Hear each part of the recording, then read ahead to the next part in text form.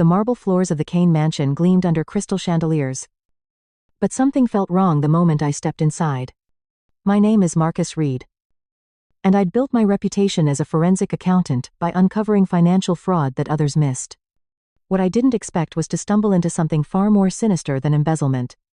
She's completely incapacitated, Victoria Kane explained, her manicured fingers gesturing toward the wheelchair, where a small girl sat motionless. Our precious Zoe has been this way since her grandparents died. The trauma. You understand. I studied the child 9 years old according to the files. But her vacant stare and limp posture suggested severe cognitive impairment. The family had hired me to conduct a routine audit of Zoe's trust fund after their insurance company requested an independent review of medical expenses. I'll need to review her medical records and trust fund documentation, I said, adjusting my glasses. The numbers I'd seen in the preliminary reports were staggering $50 million being managed for a child's long-term care. Victor Kane, the family patriarch, stepped forward with a practiced smile. Everything's properly documented. Mr. Reed, we've spared no expense for Zoe's care. But as I examined the financial statements over the following days, irregularities emerged. Medical equipment purchases from companies that Victor Kane had connections to. Therapy sessions billed at premium rates. Care facilities that seemed to exist only on paper. During my third visit to complete the audit, I found myself working late in the study when I heard a soft sound from the adjacent room where Zoe spent her days. Curious, I stepped closer and peered through the doorway. What I saw made my blood run cold. Zoe was standing by the window, perfectly balanced, looking out at the garden with clear, intelligent eyes. When she noticed me, she quickly collapsed back into her wheelchair, resuming her vacant expression. Please don't tell them, she whispered. So quietly, I almost missed it. They'll give me more medicine if they know. The pieces of the puzzle began forming a horrifying picture. This wasn't disability, this was imprisonment. Over the next few minutes, speaking in hushed tones while monitoring for approaching footsteps, Zoe revealed fragments of her nightmare. The family had been controlling her with medication since her grandparents' death. They increased her dosage before any outside visits, keeping her in a drugged stupor to maintain the illusion of her incapacity. There are more cameras in other rooms, she warned me, but they don't watch this one as much during the day. I realized I needed help beyond my expertise. That evening, I contacted my former colleague Sarah Chen, now working in Child Protection Services, and Dr. Amanda Foster, a pediatric specialist I'd worked with on previous cases involving medical fraud. If what you're describing is accurate, Dr. Foster said during our confidential meeting, this constitutes severe medical abuse. But we'll need substantial evidence before we can act. We developed a careful plan. I would continue my financial audit while documenting any evidence of abuse. Dr. Foster would prepare for an emergency medical evaluation, and Sarah would ready the legal framework for intervention. The breakthrough came when I discovered Victor Kane's real financial situation. His construction company was hemorrhaging money due to failed investments. The family wasn't just managing Zoe's trust fund, they were systematically draining it to cover their losses. But the true scope of their scheme became clear when I found additional documentation hidden in Victor Kane's private files. Zoe's grandparents had established not just the $50 million care trust, but also a massive inheritance, their oil investment fortune worth nearly $200 million set to transfer to Zoe at age 25. Provided she was declared mentally competent by that time.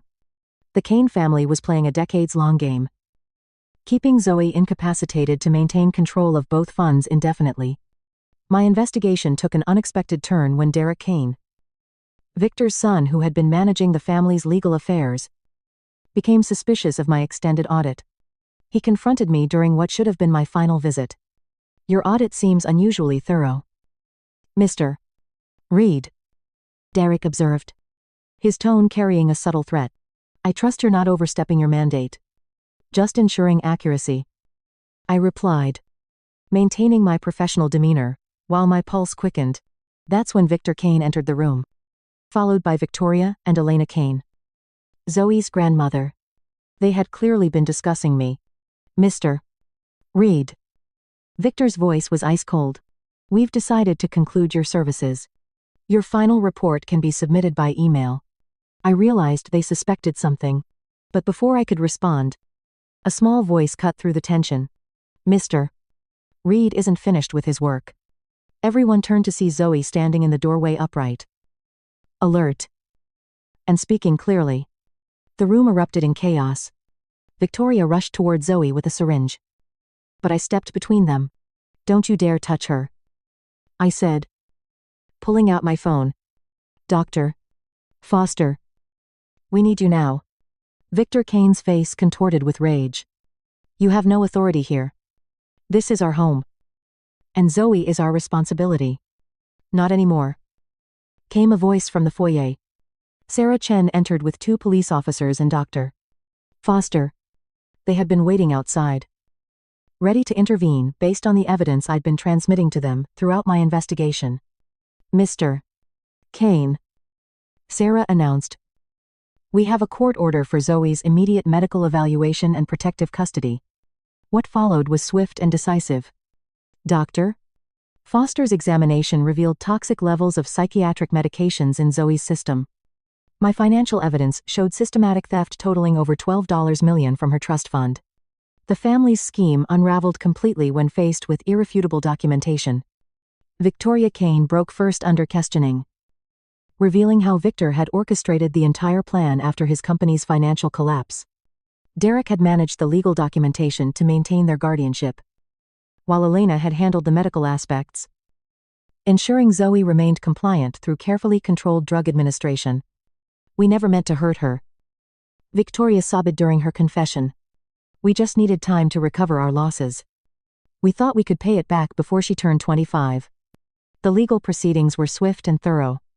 Victor Kane received a 20-year sentence for child abuse, fraud, and conspiracy. Victoria received 12 years.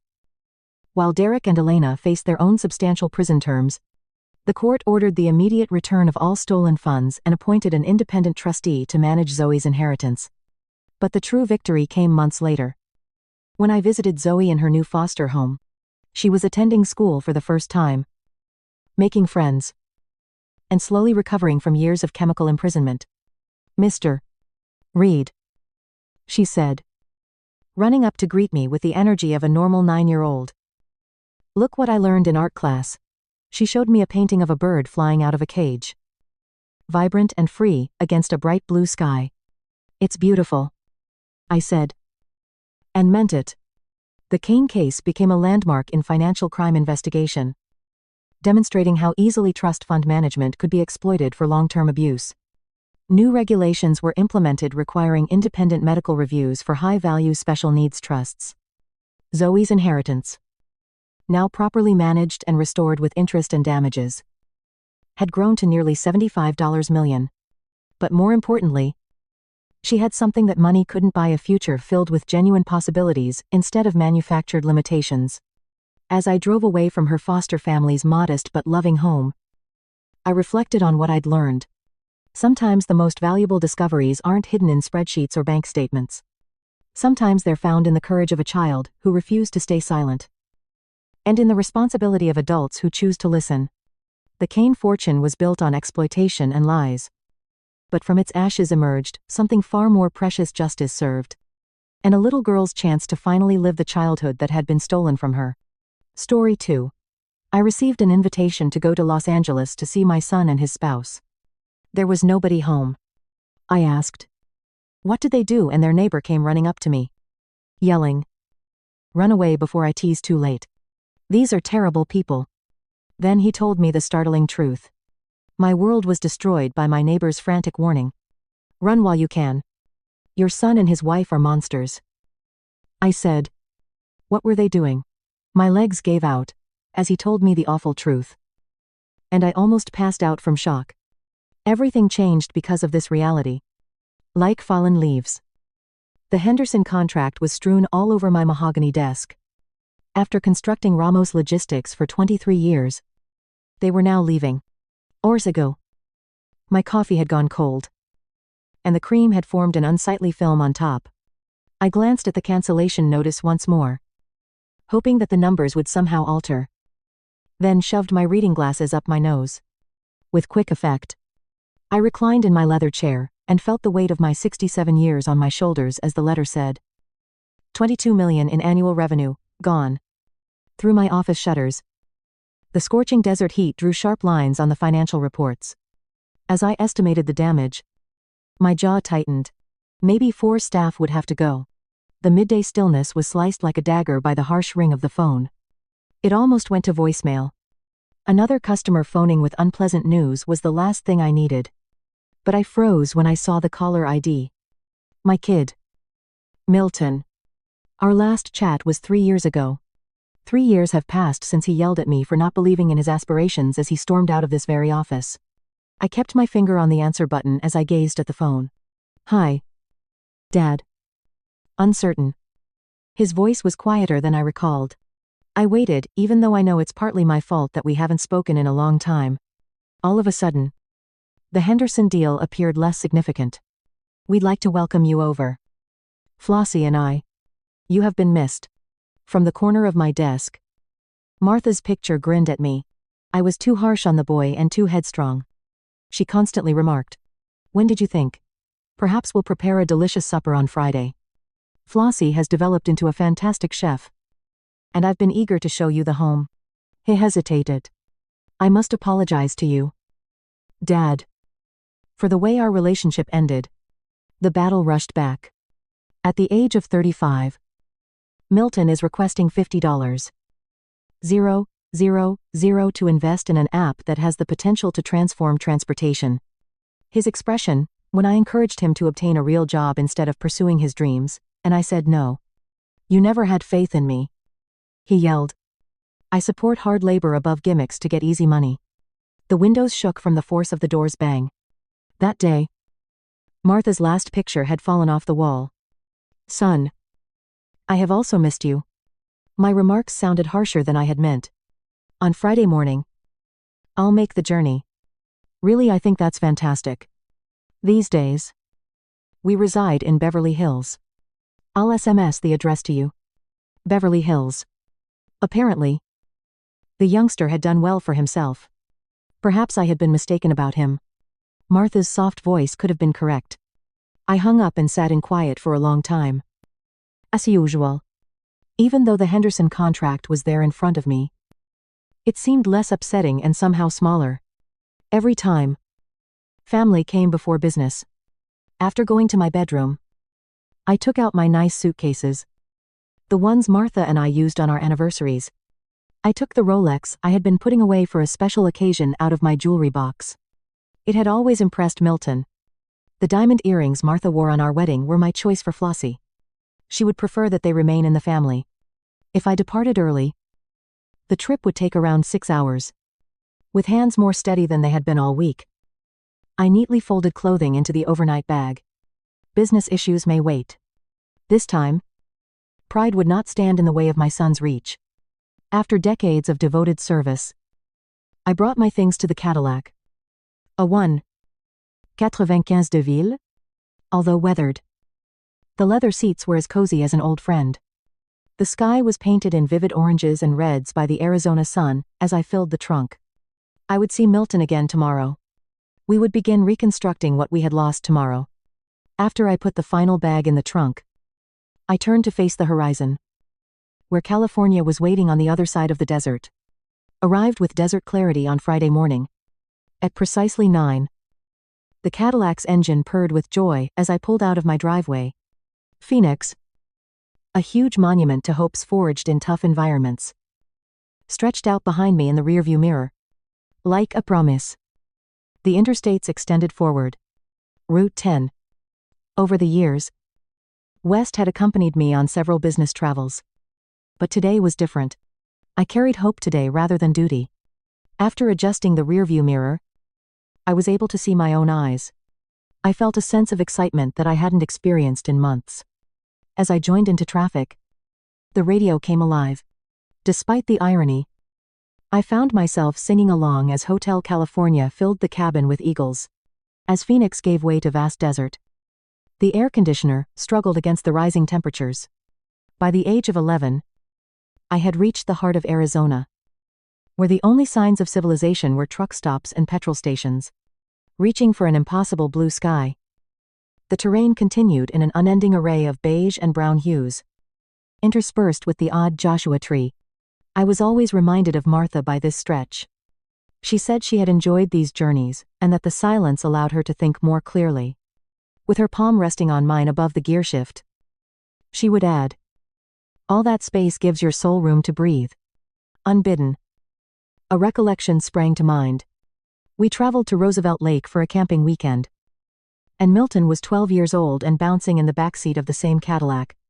Martha was certain that we would starve in the forest 30 minutes from town, so she packed enough food for an army. Dead. When will I be able to drive leaning forward between our chairs? Milton had posed the question. When you're tall enough to avoid sitting on a phone book and reach the pedals. I had chuckled. It's unfair. Tommy is allowed to steer on their property by his father. Tommy's father is less concerned about traffic restrictions and has more acreage. He had learnt how to throw a line from me at the lake, and his little hands were firmly grasping the rod. We would pose as if we had landed Moby Dick. But Martha had taken photos of us holding up a base that was, to be honest, too little to retain. Later, as she watched us attempt to prepare supper over our pathetic campfire, she had laughed until she started crying. If your life depended on it, neither of you could ignite a fire. In between chuckles, she would gasp. I objected, saying we're acquiring vital survival skills. However, I was also giggling. Those were the good old days. Before the debates in college. Before the adolescent rebellion. Before the business disputes that caused us to split ways. When did everything get so complicated? I turned into a quartzite station as the petrol gauge slowly plummeted. As I walked in with perspiration on my brow, despite the air conditioning, the old cashier glanced up from his newspaper. Visiting family in California, he said, as he rang up my gasoline purchase. His old features wrinkled into a grin as he said, "My son. Haven't seen him in years. Families. Everything. You're acting appropriately." On sunburnt flesh. The affirmation was like cold water. My steps were lighter as I made my way back to the Cadillac. Around 200. The first pom-poms with agriculture inspection posts marked the California boundary. The terrain started to gradually change from desert brown to green along the shore. As I got closer to the sprawl of Los Angeles, the traffic became heavier. Travel-worn sedans and trucks are increasingly being replaced by luxury vehicles. The shiny Mercedes and BMWs that filled the lanes around me made my ancient Cadillac seem shabby all of a sudden. Phoenix money flowed in a different way than Beverly Hills money. My phone's GPS apparently led me to progressively wealthier neighborhoods. Desert landscaping was replaced with well-kept grass. Pools glistened under tall walls. Milton had learnt to ride a bike in a middle-class neighborhood in Phoenix. But this was his new world. Had I somehow held him back? Had my focus on real-world tasks, rather than lofty goals, constrained his potential? Perhaps this achievement showed that I had been mistaken. Perhaps the youngster I had brought up had just needed more space to develop than I could provide. Traffic in the actual Beverly Hills crawled. In my peripheral view, Rodeo Drive, a boulevard I'd only seen in movies, came and went. Despite the air conditioning, my hands became wet on the driving wheel. Instead of miles, the GPS now announces distances in hundreds of feet. Turn right on Palm Drive in a mile. My heart began to race. The end of 3 years of stillness was near. I adjusted my collar and smoothed my gray hair when I looked in the rearview mirror. The presents, wrapped in the nice paper Martha insisted on keeping for special occasions, were safely placed in the passenger seat. Turn right into Palm Drive after 500 feet. Like something out of an architectural magazine, the white modernist home came up in front of me. A mirror labyrinth of light and shadow was created by the afternoon sun reflecting from floor-to-ceiling windows. A center fountain was surrounded by a circular driveway. Rainbows appear in the spray of its water. Along the well-kept grass, palm trees stood guard. After parking the Cadillac, I sat and took it all in. For himself, Milton had done more than well. This was riches beyond my wildest expectations. Nothing that my logistics business could have supplied. For sure. As I picked up the present bags from the passenger seat, Pride and intimidation weighed heavily on my chest. The entrance door had brass hardware that shone like jewels and was made of solid wood. The bells that echoed inside when I rang the doorbell likely cost more than most people's vehicle payments. I could see furniture outlines, movement shadows, and the implication of luxury through the frosted glass. But I couldn't see any footfall. I smoothed my shirt and adjusted my tie as I waited. Here, the desert heat appeared different, damp with evaporation from swimming pools and sprinkler spray. A minute later, I rapped hard on the door. Fluffy. Milton. My words reverberated over the silent street. Dad is here. Silence responded. I looked at my watch. I held the bell longer the second time I rung it. Empty chambers listened to the melody's costly tune. From its perch near the entryway, a security camera monitored my movements. Red light continuously flickered, capturing my increasing bewilderment. I felt stupid as I clumsily waved at it. Hi. Is anybody at home? The silence went on and on. There would be no voices calling, no cooking sounds, and no television noises. Only the soft spray of the fountain and the distant murmur of wealthy neighborhood life. Gift bags became heavy in my perspiring palms as I strolled around the outside of the home. The outdoor kitchen was shining dormant behind its canvas cover, and the backyard was a haven of patio furniture and a pool. I caught a peek of a living room that looked like it might have been in a five-star hotel lobby via sliding glass doors. Everything was flawless, costly, and meaningless. The rear door was securely secured. I went back to the front and, with shaky fingers, dialed Milton's number on my phone. Before going to voicemail, it rang 4 times. Milton Ramos has been reached. Please leave a message, and I will respond. It's Dad. Milton. I made an effort not to sound worried. I arrived at your residence as scheduled. You're where, give me a call back. Next. Even though I didn't really know Flossie, I tried her number. Over the years, we may have had 3 Christmas calls together. Hello. I'm Flossie. I'll give you a call back shortly. But I'm unable to answer the phone at the moment.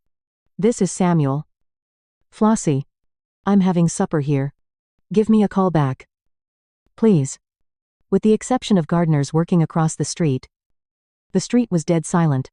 The only indications of life in this idyllic neighborhood came from their leaf blowers. I was given a long look by the driver of a security patrol car as it slowly drove by, making me feel like an intruder. I placed the gift bags next to me and took a seat on the front steps. My pants felt warm on the concrete, but the portico's shade helped a little. There must have been a miscommunication, traffic jams, a workplace emergency, etc. People didn't just show up at their arranged father's doorsteps after inviting them to dinner. Did they? My phone was obstinately silent. No phone calls or texts apologizing for the wait. The happy splash of the fountain turned to derision. 4:00 rolled around. My shade vanished as the sun moved, exposing me like an unwanted piece of furniture on the steps. Despite the California breeze, my shirt was soaked with sweat. The strange concrete made my leather shoes feel constricting and uncomfortable. Similar indications of costly emptiness were seen in other homes on the block. I had never felt more out of place, sitting on stairs that likely cost more than my monthly mortgage payment, surrounded by immaculate driveways, closed gates, and the strange stillness of affluence that shields itself from the outside world. I could have misinterpreted. Perhaps Milton didn't mean this Friday. But next Friday, perhaps I heard what I wanted to hear, rather than what he had said, since I was so desperate to make amends. However, Flossie had seemed enthusiastic about the dinner arrangements, and he had made special reference to this Friday. My heart started to sag towards well-known ground. I was disappointed in the same way that Milton had missed my 60th birthday. He felt the same emptiness from missing Martha's burial. Patterns that keep happening in spite of optimistic assurances. My knees ached from the prolonged sitting, so I got up cautiously. The present bags were suddenly heavier, and they waited foolishly hopeful. Perhaps it was time to acknowledge that certain bridges would never be able to be repaired. The void left by those 3 years of stillness was too great for phone calls to penetrate. As reliable as ever. The Cadillac waited patiently in the driveway. If I pushed myself, I could drive home tonight and be back in Phoenix by midnight, where I would be familiar with the norms and standards and my own difficulties. I was grabbing for my vehicle keys when I heard footsteps running toward me. Wait. Don't go in there. The voice emerged from behind a well-groomed hedge. I turned around, almost dropping the present bags, as a slender guy appeared with an electric hedge trimmer. His gray hair was untidy. Heavy spectacles slipping down his perspiration, soaked nose. Excuse me, I braced myself against the Cadillac's hot metal. I suppose you're confused. He looked uncomfortably toward Milton's home. Then back at me. Sir. You need to go immediately. Those folks are hazardous. The guy seemed to be in his early 50s, wearing a grass-soiled polo shirt and filthy gardening gloves. His tense energy made my skin crawl. But not as much as his words. This is my son's house. I responded firmly. I think you've made a mistake. His face grew pale. Your son? Oh. No. You're the father. They stated. Ice rushed down my spine despite the California heat. What are you talking about? Who mentioned me? He laid down the hedge trimmer and went closer, reducing his voice to an intense whisper. Your son and his wife. They murdered her father. Poisoned him. That's impossible. The words came out louder than I meant. You must be wrong. $5 million in inheritance. He died immediately after seeing them. Exactly as you're doing now. My legs felt wobbly. This is absurd. My son would never. He was healthy as a horse when he got here for supper. A week later. Is dead. As he spoke, the man's fingers trembled. He gestured to the home next door and said, I'm Larry.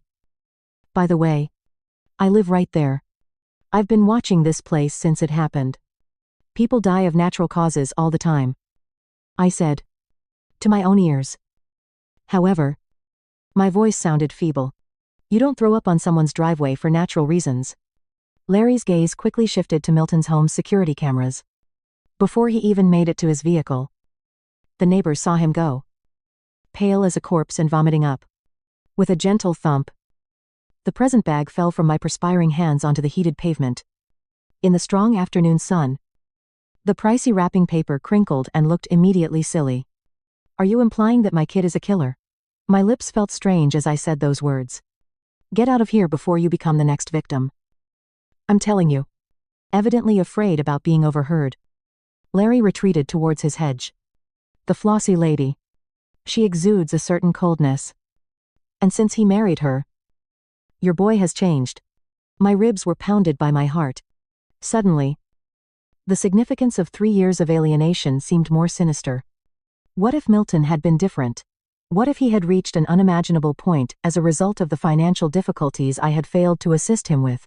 You know about the inheritance. But how, I asked myself. People converse in the little neighborhood. Her father, a healthy 70-year-old who played golf twice a week, was wealthy and lived alone in Pasadena. Larry's tone became much softer. After having supper with his new son-in-law and daughter, he died a few days later. My business brain, which had used thorough risk assessment to build a profitable firm, began to catalog information. Wealthy, an elder father, a recent marriage, and a tragic death during a visit from relatives. This was my son Milton. But the pattern made awful sense. The youngster I taught to fish, who had brought home a stray dog because he seemed lonely, and who had sobbed when his goldfish died. I have to warn you because I couldn't live with myself if I didn't. Larry said. But I've said all I have to say. That's all I can do. He snatched up his hedge trimmer and began to retreat towards his own land while glaring frightfully at the cameras that were recording our exchange. Hold on. I phoned for him. How about the police? How about them wealthy individuals pass away? It occurs often. Without proof. There can be no inquiry. At his gate? He stopped. Simply put, refuse to eat or drink whatever they give you. Additionally, don't spend the night. I was filled with uneasy questions as I saw Larry go behind his hedge. Underfoot, the driveway felt like a furnace, with my thoughts outpacing my heart. I walked back and forth next to the Cadillac. Larry must have been mistaken. Insane. Sexist. or harboring resentment against Milton and Flossie. My kid was not a murderer. The youngster who had sobbed over roadkill couldn't kill someone else for cash. Could he? I gathered up the present bags that had dropped. Now they're mockingly bright. Brilliant. And happy. The Rolex inside had been intended as a peace sacrifice. A symbol of the father and son's restored confidence. It now seemed to be proof of my own ignorance. 3 years. After our argument about money, we were silent for 3 years. What had become of Milton during that period? Who was he now? I was struck with a fresh sense of importance as I remembered our most recent dispute. He was desperate when he requested $50. Ling ling ling. Dad. I need this investment. It is essential to my future. The crazed expression on his face when I had declined. You'll come to regret not having faith in me. I wrote it off at the time as the outburst of a pampered grown-up who had never understood the need of hard labor. The weight of those words had changed. Maybe not a prediction, but a menace. Taking out my phone, I tried Milton's number once again. Directly to voicemail. The mailbox is currently full. After a continuous ringing, Flossie's phone clicked to the same upbeat audio I had heard an hour earlier. They were where? Why weren't they picking up the phone if this was a real dinner invitation? Why had I been sitting here for more than 2 hours? Before me, the mansion loomed. Its white modernist facade is now menacing and fortress-like, rather than impressive. My every step appeared to be monitored by the security cameras. The flickering red LEDs resemble mechanical eyeballs. How many individuals had their last moments captured on those cameras? I heard Martha's voice again. Samuel. You're too harsh on the youngster. Milton lacks your patience. But he has your ambition. Take cautious, not to push him away too much. Had I pushed him in this direction, had the desperation that resulted in murder been sparked by my severe criticism and failure to encourage his dreams? But it was crazy. Particularly not their own relatives. People did not murder for financial gain. However, they did. There were many similar tales in the news. Insurance policies and inheritance disputes. Inexplicable circumstances led to the death of elderly parents. Leaning against the warm metal, I placed the present bags on the Cadillac's hood. I was hardly aware of the midday sun's harsh beating. My mind was too noisy and disorganized. Milton and Flossie had summoned me here to murder me.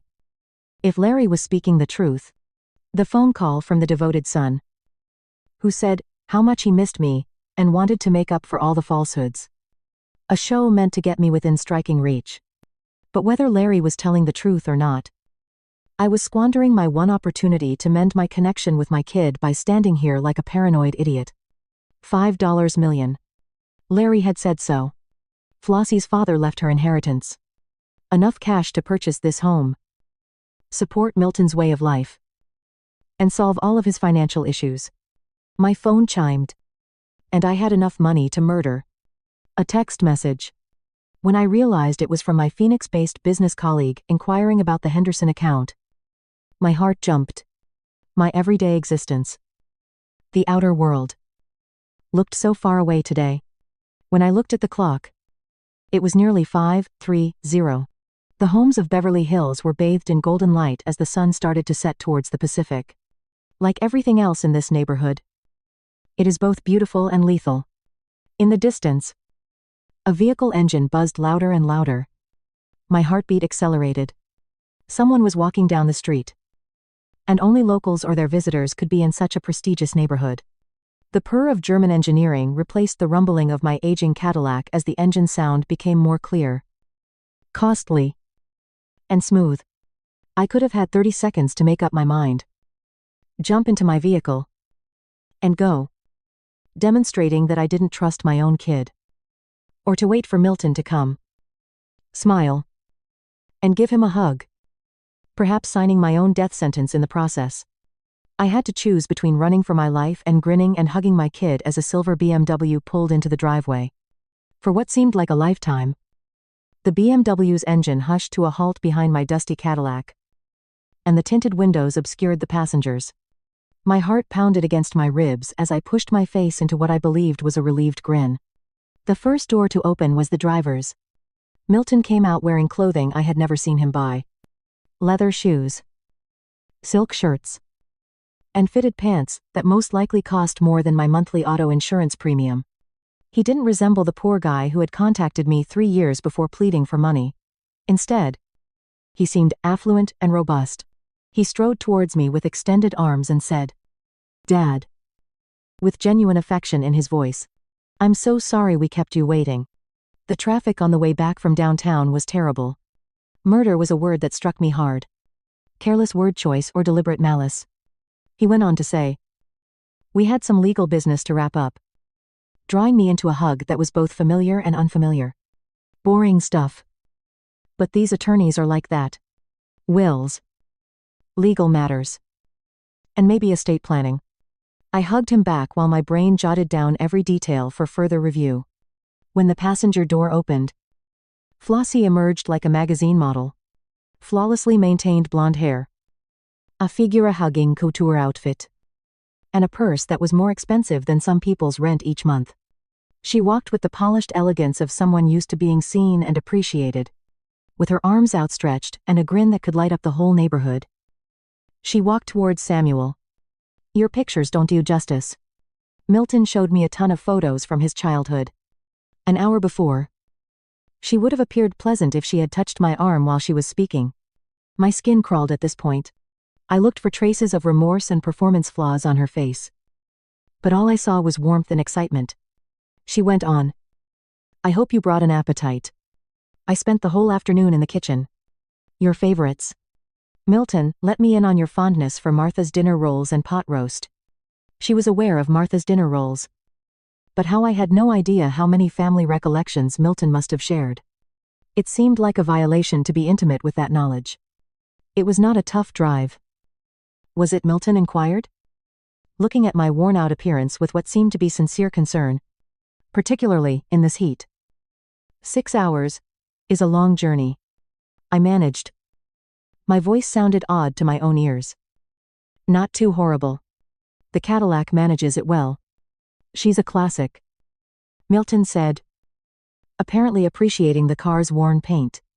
"Do you recall teaching me to drive in this old girl? I was afraid I might itch her." It was a nice, pure, and genuine recollection. It belonged to a time before suspicions, charges, and the horrifying thought that my kid had turned into a murderous stranger. My hands shook a little when I lifted the present bags from the car's bonnet. "I brought a few little tokens for you both." "You didn't need to do that, Dad." Milton's eyes glowed with what seemed to be genuine joy. "Is your presence a sufficient gift? Like a happy kid?" Flossie clasped her hands together. "How charming." "Oh? Let's get you inside where it's cool first. However, I've had iced tea ready. And you seem hot." Tea with ice. The heat and tension were drying out my throat. But I kept thinking of Larry's warning. Nothing they give you should be eaten or drunk. As we made our way to the front door, they stood on each side of me. Despite my objections, Milton was carrying one of my suitcases, Flossie talking about their improvements and the neighborhood. The cherished family member is welcomed by the ideal host and hostess. An automated buzzer signaled the opening of the front door. "Maintain entry." I saw a costly security system that could either keep people in or keep them out. My breath was taken away by the inside. Crystal chandeliers glistened on marble flooring. Expensive furniture placed with museum accuracy. There was unique, pricey art on the walls. Money was mentioned on every surface. A lot of money. The sort that changed people's lives in an instant. With evident delight, Milton gave me the tour like a real estate salesperson and stated, "We've done some updating since we moved in. The kitchen was entirely remodeled and gutted. Flossie's notions regarding cooking areas are highly precise. And she has certain demands when it comes to food preparation that call for control and solitude. It's gorgeous," I remarked. "To be honest, both of you have done really well for yourselves. With certain investments, we've been fortunate," Milton said. However, his tone gave the impression that the discussion was over. "Let me show you the living room. Please. The canyon vista is breathtaking. With upbeat, friendly voices and easy, certain gestures. They guided me more into their kingdom. This act, if there was one, was executed perfectly. Larry was a neurotic neighbor with too much time and too little common sense. If it was real, however, the pricey house seemed more like a lovely trap than a home as I followed them to the kitchen. Additionally, I kept having the impression that I was approaching the kitchen, where Martha would hump while she prepared our family meals. Suspicious and thirsty, I made my way to the kitchen, while Flossie hummed softly over the stove. Like a specter from happier times. The same song Martha used to accompany her melody followed me into the shining kitchen. With her back to the professional-grade cooker, Flossie stirred something that had a strong garlic and herb scent. My heart was wrenched by the song she sang. My possible murderer is currently singing my deceased wife's favorite song. I said, "Just getting some water," and opened what seemed to be the apparent glass cabinet. Expensive artifacts that belonged in a museum rather than a kitchen. Crystal stemware caught the light. This place screamed money. The kind of unexpected fortune that made people wonder. Without looking back, Flossie said, "Samuel, glasses are in the upper cabinet." Located them. Thank you. The cupboard door opened wider than I had anticipated as my hand went for a plain water glass. I saw a little brown bottle underneath the cleaning materials. Decades of risk assessment have sharpened my commercial instincts. It was marked as incorrect right away. Dish soap and window cleaner didn't require pharmaceutical containers. I glanced at Flossie, still busy at the stove, humming Martha's song like a mockery of family memories. The bottle felt cold in my palm. The label faced me clearly, as if fate wanted me to read every word. Potassium cyanide handled with extreme care. Warning symbols covered half the space. A skull and crossbones grinned up at me like death's business card. Time paused. Larry had been correct. They really were trying to kill me. My hands shook, nearly dropping the evidence. Every thriller movie I'd ever seen.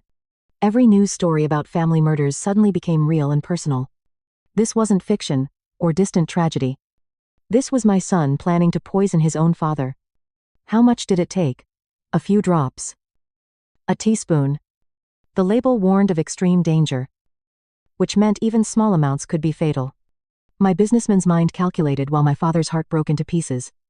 The cooking sounds continued behind me. Flossie. Chopping. Stirring. Completely unaware that I'd found her murder weapon. She probably thought herself clever, hiding it behind everyday items where no one would look. But I had looked. And now I knew. I forced my trembling hands to replace the bottle exactly where I'd found it, positioning it behind the same cleaning products. The cabinet closed with a soft click that sounded thunderous to my ears. Every movement had to appear natural. Casual. The actions of a thirsty father-in-law, helping himself to water.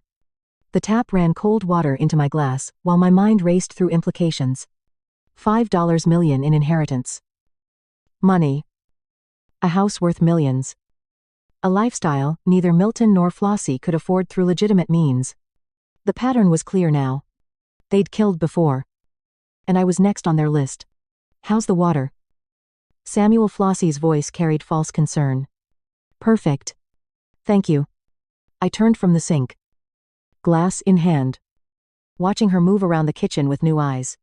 Every gesture now seemed calculated. Every smile hid murder.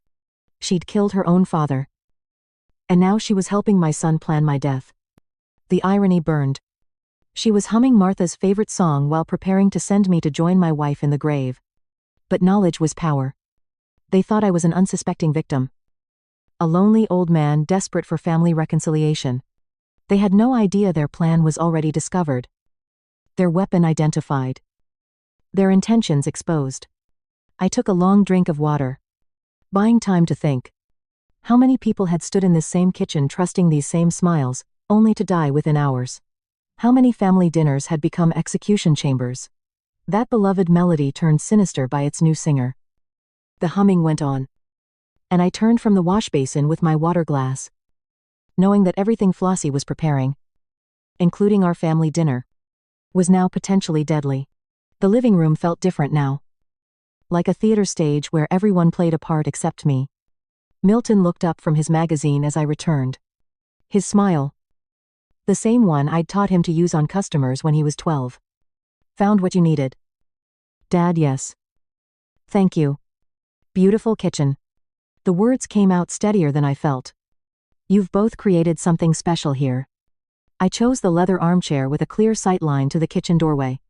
Milton didn't question my positioning. Too focused on playing the perfect host. From here, I could observe Flossie's movements while maintaining conversation. Tell me about this LA real estate market, I said, needing Milton's attention directed away from my surveillance. Seems like you've done well for yourselves. We've been lucky with some investments. Milton replied. The same vague explanation from earlier. The key is knowing when to take risks. Through the doorway, Flossie moved between counter and stove with practiced efficiency. Multiple wine bottles sat opened on the marble island. Expensive reds that would have impressed me an hour ago. Now they look like props in an elaborate murder scene. Samuel. Do you prefer red or white? She called from the kitchen. Whatever you recommend. I replied, watching her select a bottle of Cabernet. That probably costs more than most people spent on groceries. Milton launched into a discussion of California wine regions while I maintained appropriate responses. But my attention stayed locked on the kitchen where Flossie poured 3 glasses of deep red wine. She set 2 glasses aside near the window. The third remained by the stove. My heart hammered against my ribs as she glanced toward the living room. Checking our positions. Milton was deep in his wine expertise monologue. Gesturing with his hands completely unaware his wife was preparing to commit murder. Flossie reached into the lower cabinet. The same one where I'd found the poison bottle. Time dilated as she retrieved the small brown container. Her movements were quick, but careful. Practiced. This wasn't her first time. She'd done this before. Probably in this same kitchen. Maybe to her own father. Clear liquid dripped into the wine glass closest to the stove. 1 drop. 2. 3. A gentle swirl mixed the poison with the Cabernet, creating what looked like an innocent glass of expensive wine. The bottle disappeared back into its hiding place among the cleaning supplies. The Napa Valley producers really understand terroir, Milton was saying, his voice seeming to come from underwater. That's what separates good wine from great wine. Great wine mixed with deadly poison. I thought, watching Flossie arrange the glasses on an elegant serving tray. The poisoned glass held its position. I memorized exactly which one she doctored. She was humming again. Martha's song. The same melody my wife used to sing while cooking Sunday dinners for our small family. Now it accompanied preparation for my execution. Gentlemen, dinner is served. Flossie's voice carried theatrical warmth as she emerged from the kitchen carrying the tray of wine. Milton jumped up with enthusiasm. Finally. I'm starving. I rose more slowly, cataloging the positions of everything that mattered. The poisoned glass sat on the right side of the tray, closest to where Flossie's hand gripped the handles. She knew exactly which one would be mine. This has been too long in coming. Milton set his arm around my shoulders as we walked toward the dining room. Family should stick together. Family. The word tasted bitter now. My son was leading me to dinner like a lamb to slaughter. His voice full of warmth while his wife carried liquid death in crystal stemware.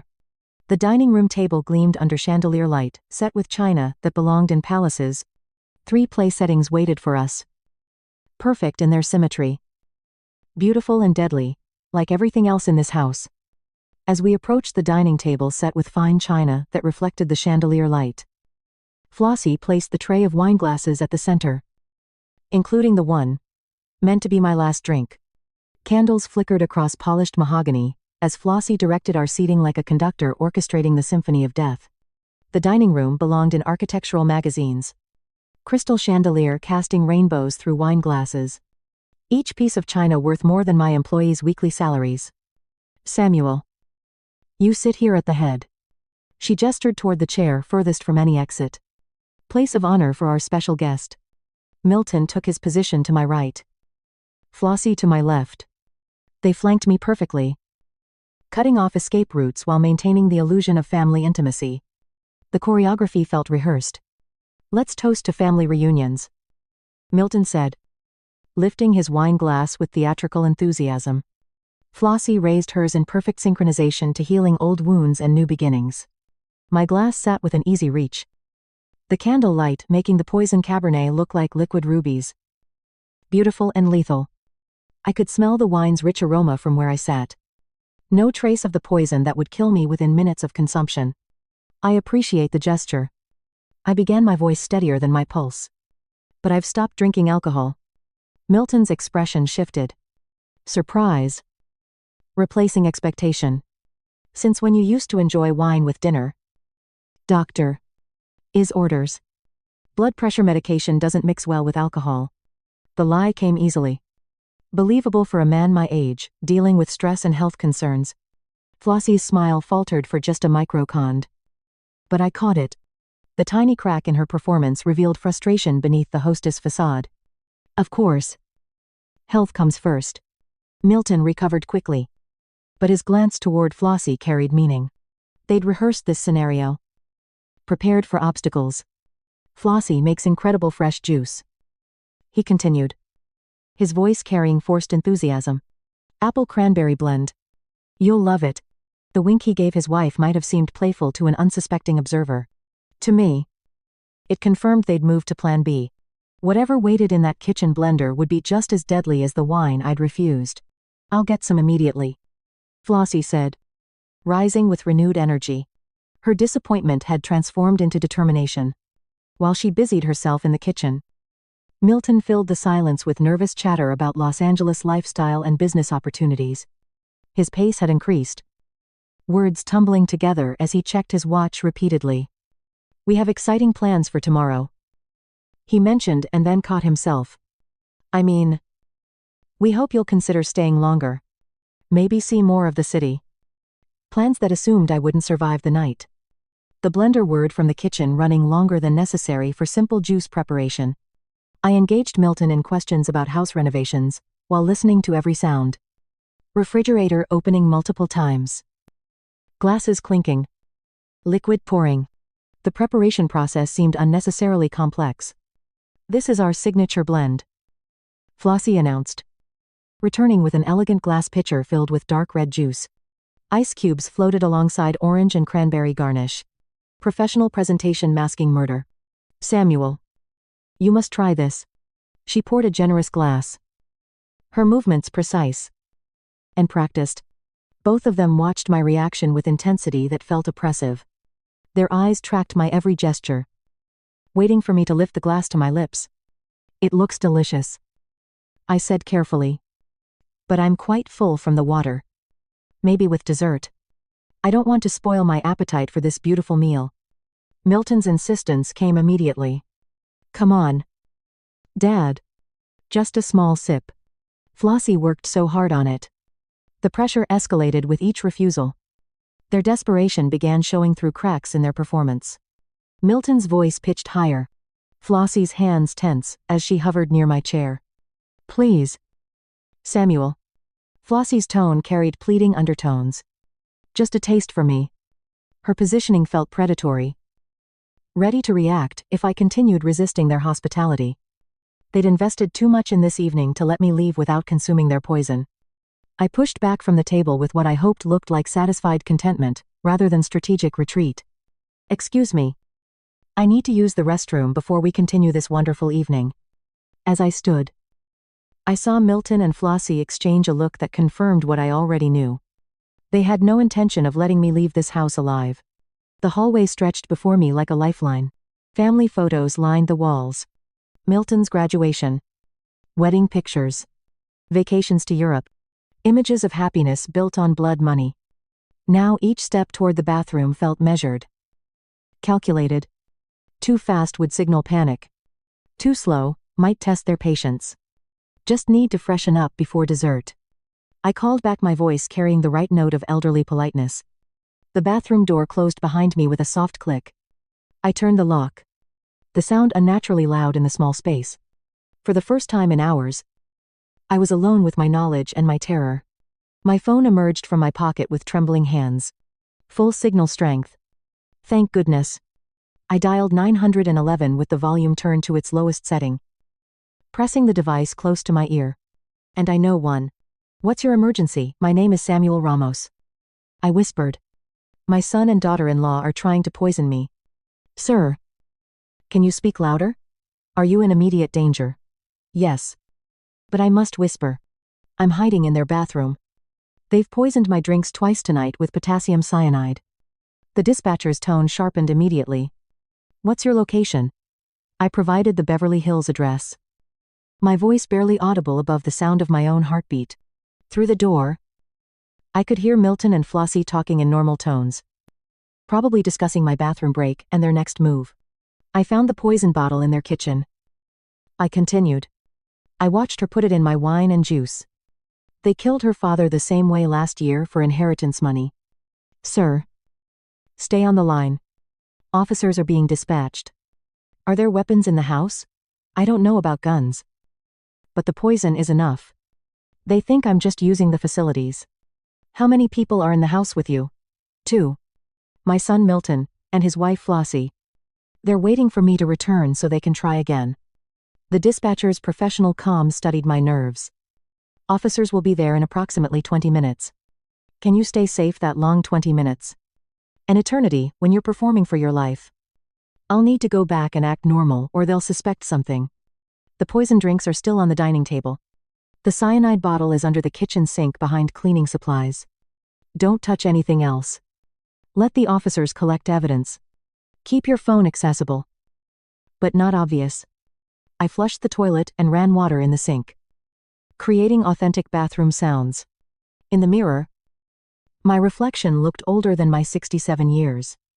But my eyes held determination I hadn't felt since Martha's death. What if they tried to force me to drink something, refuse everything? Create any excuse. Help is coming. Mr. Ramos. I understand. I'm going back now. The connection ended. I slipped the phone into my pocket. Took a deep breath. And prepared to perform the role of my life. The unsuspecting father. Grateful for family reconciliation.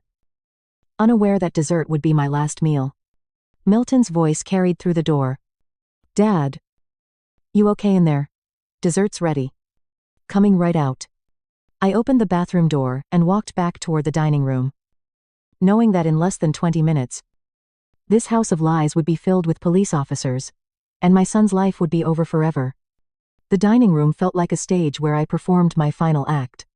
Blossie had arranged an elaborate apple pie. Steam rising from golden crust that would have looked appetizing hours ago. Now it represented another potential murder weapon. Samuel. I made this especially for you, she announced. Knife poised over the dessert. Your favorite. Milton told me. It looks absolutely wonderful. I managed. Checking my watch discreetly. 15 more minutes. But I'm quite full from that delicious dinner. Let me digest first. Milton's enthusiasm felt forced. Come on. Dad. Just a small piece. Flossie spent all afternoon on it. I deflected with practice these. Tell me about your neighborhood first. I saw some beautiful homes driving in. The real estate market here must be incredible. The conversation bought precious time. But I could see frustration building behind their smiles. Milton checked his phone repeatedly. Flossie's grip on the serving knife tightened with each passing minute. Then salvation arrived in the form of car doors slamming outside. Milton frowned toward the front window. That's strange. Sounds like a lot of cars. Heavy footsteps crossed the walkway. The doorbell rang. Followed immediately by authoritative knocking that made the expensive front door rattle. I'll get that. Milton said. Confusion. Replacing his dinner party charm. Flossie followed him toward the entrance, while I remained seated. My heart pounding with relief and anticipation. Lapped. We received a call about a possible poisoning incident at this address. Milton's voice cracked with shock. Poisoning. There must be some mistake. Officer. I stood up and walked toward the foyer where 3 uniformed officers filled the doorway. Their presence transformed the elegant entrance into a crime scene. Officers. I'm Samuel Ramos. I made that call. The color drained from Flossie's face like water from a broken glass. Milton's confusion shifted to horror as understanding dawned. Dad. What did you do? I called for help when I discovered you were trying to murder me. I replied. My voice steadier than it had been all evening. The lead officer stepped forward. Mr. Ramos. Where are the items you mentioned? I gestured toward the dining room. The poisoned wine and juice glasses are on the table. The potassium cyanide bottle is in the kitchen under the sink behind cleaning supplies. Milton's desperate denials filled the air. This is insane. We would never hurt my father. He's confused. Possibly having some kind of episode. But Flossie remained silent. Her calculating mind already working on damage control. Her silence spoke louder than Milton's protests. 2 officers moved toward the dining room while a third headed for the kitchen. Within minutes, they were photographing evidence and carefully bagging the poisoned beverages I'd refused to consume. The cyanide bottle is exactly where he described. Called the kitchen officer. Milton's face went white as the implications hit him. The evidence was undeniable. Physical. Damning. Sir. You're under arrest for attempted murder. The lead officer announced. Producing handcuffs. Dad. Please. Milton's voice broke as the cuffs clicked around his wrists. Tell them this is all a mistake. I met his eyes for what I knew would be the last time. You stopped being my son when you decided to murder me for money. Flossie's arrest proceeded with professional efficiency. She offered no resistance. No, please. Just cold calculation of her odds. As they read her rights, I saw only hatred in her eyes when she looked at me. Larry appeared from his house next door. Drawn by the police cars and flashing lights. I warned him earlier about these 2. He told the officers. Something was very wrong here. Thank you. I said to Larry as Milton and Flossie were loaded into separate patrol cars. You saved my life. The neighbors had gathered on the street. Drawn by the spectacle of wealth and privilege crumbling under police lights. The house that had seemed so impressive hours earlier now looked like what it truly was. A monument to murder. Funded by blood money. As the police cars pulled away with my son and his wife in custody, I stood in the driveway where I'd arrived with such hope. Just hours earlier. Knowing that justice was only beginning. And the hardest part. Living with the truth about my family. Still lay ahead. The months between June and September passed in a blur of legal meetings. Evidence reviews. And sleepless nights. I sold my logistics company to cover legal expenses. And the emotional toll of testifying against my own son. The Phoenix house held too many memories of the family I thought I'd known. So, I rented a small apartment in Los Angeles to be available for the prosecution. Media attention followed everywhere. Phoenix businessman survives son's murder plot. Larry remained my anchor to sanity. Visiting regularly and reminding me that survival sometimes requires impossible choices. September 15th arrived with California sunshine streaming through the Superior Court windows. The courtroom's wood paneling and formal atmosphere couldn't diminish the surreal nature of watching my son and daughter-in-law unfolded with methodical precision. The poison bottle exhibited to the jury with its clear warning labels. Laboratory analysis confirming cyanide in both wine and juice glasses. Financial records showing Flossie's convenient inheritance and subsequent spending spree. Larry testified about his warnings and suspicions. His nervous energy on the witness stand reminded me of that when he'd rushed from behind his hedge to save my life. Then came my turn. Mr. Ramos. Please tell the court what happened on the evening of June 20th. I recounted the discovery in the kitchen cabinet watching Flossie poison my drinks. The desperate bathroom phone call. The jury listened with rapt attention as I described performing for my life, while my would-be killers served dinner. The defense attorney tried to portray me as a confused elderly man. Perhaps suffering from paranoid delusions. But my business background and clear recollection of events undermined their strategy. Mr. Ramos. The prosecutor asked. Are you certain about what you witnessed? I saw her add poison to my drink with my own eyes. My son invited me to dinner to kill me for my money. The words hung in the courtroom air like an indictment of everything family should represent. Expert testimony followed on cyanide's lethality and proper storage protocols. Financial forensics revealed the inheritance money timeline. Most damning investigators had reopened the case of Flossie's father's death, finding suspicious similarities. The defense's desperation showed in their closing arguments, grasping at explanations for household poison storage and misunderstood dinner preparations. But the evidence was overwhelming. Undeniable. Deadly. 6 hours of jury deliberation, over 2 days, felt like an eternity. When they returned, the foreman's solemn expression told the story before he spoke. "We find the defendants guilty on all charges." Relief and heartbreak collided in my chest. Justice had been served. But the cost was everything I believed about family. The judge's sentencing was swift and final. Milton received life imprisonment without parole for attempted murder and conspiracy. Flossie got life for her father's murder and the attempt on mine. The $5 million inheritance was ordered, returned to her father's estate. As they led Milton away in shackles, he made one final desperate appeal. "Dad, I never meant for it to go this far. You stopped being my son when you chose money over love." I replied, the words cutting through years of false hope and willful blindness. Flossie maintained her cold silence to the end, showing no remorse, no recognition of the lives destroyed by her greed. I walked down the courthouse steps into California's sunshine, feeling simultaneously empty and free.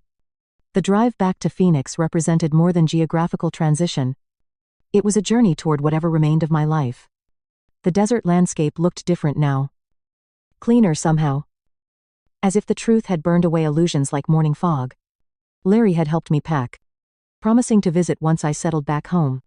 I used part of the recovered inheritance money to establish a scholarship fund for students studying business ethics. Martha would have approved of turning blood money into something constructive. Sitting in my Phoenix living room months later, surrounded by photos that now told a different story, I understood that survival isn't just about avoiding death. It's about rebuilding life after trust dies. Justice was served. But the cost was everything I thought I knew about family. I learned that sometimes the greatest betrayal comes from those we love most. And the greatest strength comes from surviving it. And as this story quietly slips away into the shadows of your mind, dissolving into the silent spaces where memory and mystery entwine, understand that this was never just a story. It was an awakening. A raw pulse of human truth wrapped in whispered secrets and veiled emotions. Every word a shard of fractured reality. Every sentence, a bridge between worlds seen and unseen. Between the light of revelation and the dark abyss of what remains unsaid. It is here in this hynal space that stories breathe their most potent magic, stirring the deepest chambers of your soul, provoking the unspoken fears, the buried desires and the fragile hopes that cling to your heart like fragile embers. This is the power of these tales. These digital confessions, whispered into the void, where anonymity becomes the mask for truth, and every viewer becomes the keeper of secrets too heavy to carry alone. And now that secret, that trembling echo of someone else's reality, becomes part of your own shadowed narrative, intertwining with your thoughts, awakening that undeniable curiosity. The insatiable hunger to know what lies beyond. What stories have yet to be told? What mysteries hover just out of reach, waiting for you to uncover them? So, hold on to this feeling. This electric thread of wonder and unease. For it is what connects us all across the vast unseen web of human experience. And if your heart races, if your mind lingers on the what-ifs and the may, then you know the story has done its work. Its magic has woven itself into the fabric of your being. So before you step away from this realm, remember this. Every story you encounter here is a whispered invitation to look deeper, to listen harder, to embrace the darkness and the light alike. And if you found yourself lost, found yourself changed even slightly, then honor this connection by keeping the flame alive. Like this video. If the story haunted you, subscribe to join the fellowship of seekers who chase the unseen truths, and ring the bell to be the first to greet the next confession, the next shadow, the next revelation waiting to rise from the depths. Because here, we don't merely tell stories. We sum and them we become vessels for the forgotten, the hidden and the unspoken. And you, dear listener, have become part of this sacred ritual. So, until the next tale finds you in the quiet hours, keep your senses sharp, your heart open, and never stop chasing the whispers in the silence. Thanks for watching. Take care. Good luck. Asterisk. After listening to today's story, perhaps it has raised some new questions in your mind, or maybe it has brought back some old memories.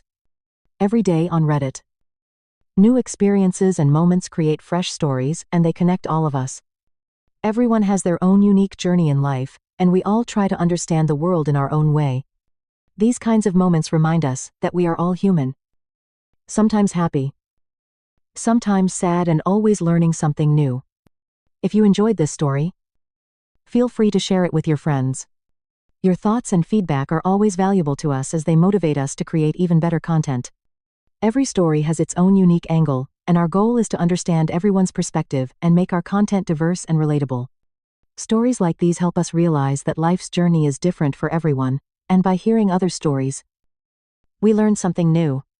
You can also share your own stories with us. Your experiences are valuable to us as well. And if you enjoyed this video, please leave your feedback. We aim to create content that brightens your mind and gives you new ideas every time. If you've already seen this video before, your feedback is still important.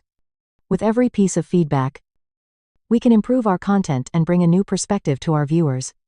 Today, what we saw was just a small part of the many stories shared on Reddit and across the world. It's a reminder of how we all try to understand life by sharing our experiences with each other. This video was only an example of how we try to connect with others through storytelling, learning about different sides of life. We hope to continue sharing such stories that help us all learn and grow together. Thank you for your time, and don't forget to keep an eye out for more stories coming soon. If you haven't already, please like and follow for more amazing content. Your support keeps us going, and we will strive to bring you more thought-provoking and heartwarming stories. Until next time, take care and stay curious. **